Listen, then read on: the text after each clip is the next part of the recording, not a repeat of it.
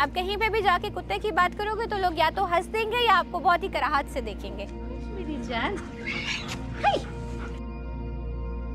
यहाँ पे ना एक सोच है कि कुत्ता कोई बहुत ही बुरी चीज़ है, मतलब कुत्ता बोलना गाली है। हमारे डिस्कोर्स में सब कहते हैं कुत्ते हो तुम, ये हो, और बड़ा ऑफेंड हो जाते हैं। इतनी सी राइफल होती, वो इस तरह से बचा कर टूर फिर रहा हो ना कुत्ता, उसको मार जाते हैं, वो तो तड़प के मार जाता है।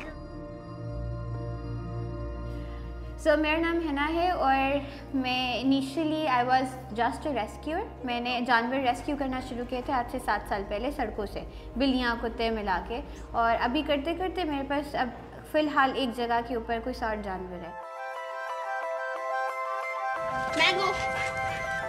ये मेरे घर का ऊपर वाला पोर्शन है जो कि इंटायरली जानवरों के लिए डेडिकेटेड है पिछले 7 साल से। इस एरिया के अंदर कैट्स एंड डॉग्स ये एक साथ रह रहे हैं और they completely okay with each other. कोई भी नया रेस्क्यू आता है वो कुछ टाइम के लिए थोड़ा अलग रहता है और फिर हम उन्हें इंट्रोड्यूस कर देते हैं। ये सारे जो जानवर हैं ना, मतलब ये कहीं ना कहीं लाहौर के किसी ना किसी पार्ट से ही रेस्क्यू हुए थे। कुछ अबैंडन पेट्स थे, कुछ सड़क पे बीमार थे।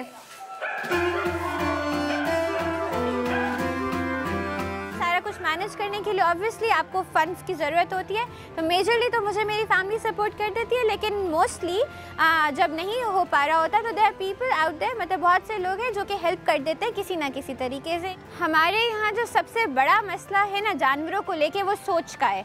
हम लोग जो लोग जानवर पाल भी सकते हैं ना, वो ये कोशिश करते हैं कि हम बाहर की कोई नस्ल पालें। हमारी अपनी नेटिव ब्रीड जो है वो उतनी ही वर्दी है जितनी कोई और नस्ल है, और ये जो जानवर हमें सड़कों पे मिलते हैं इनको हम अडॉप्ट करना शुरू हो जाए तो मसला ही ख़त्म हो जाएगा। ना ये सड़कों पे होंगे, ना इनको मारा जाएगा, ना इनके साथ जाती की जाएगी, और आप उन्हें घरों पे रख सकोगे। तो ज़रूरी था कि जो ग्रास रूट प्रॉब्लम है उसको एड्रेस किया जाए। अभी रिसेंटली मैं बीकन हाउस नेशनल यूनिवर्सिटी में अपना MA/ADS प्रोग्राम के अंदर अपना थीसिस कर रही थी, फालतू से पालतू, जो कि इसी टॉपिक के ऊपर बेस हुआ था।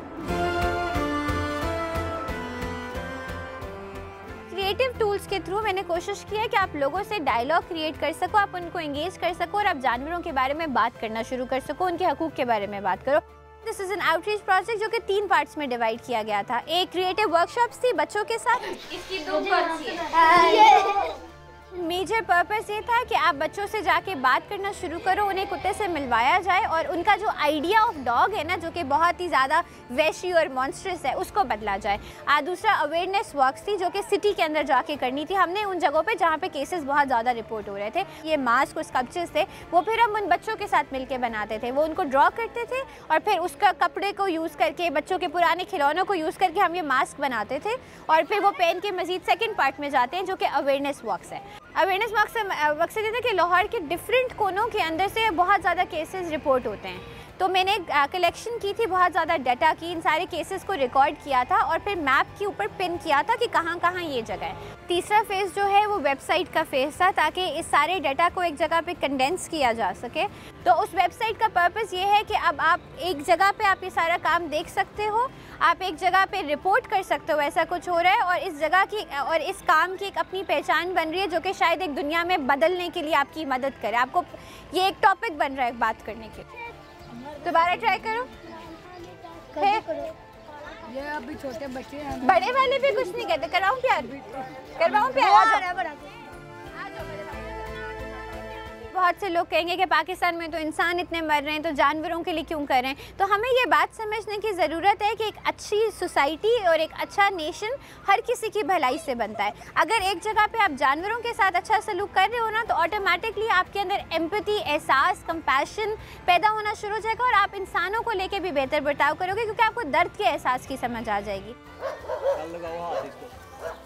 इसको मारोगे तो फिर ये हाँ, जब मारते हैं तब जानवर काटते हैं। देखो आजा। नहीं काटा ना, ठीक है, अब लगेगा ऑर्डर।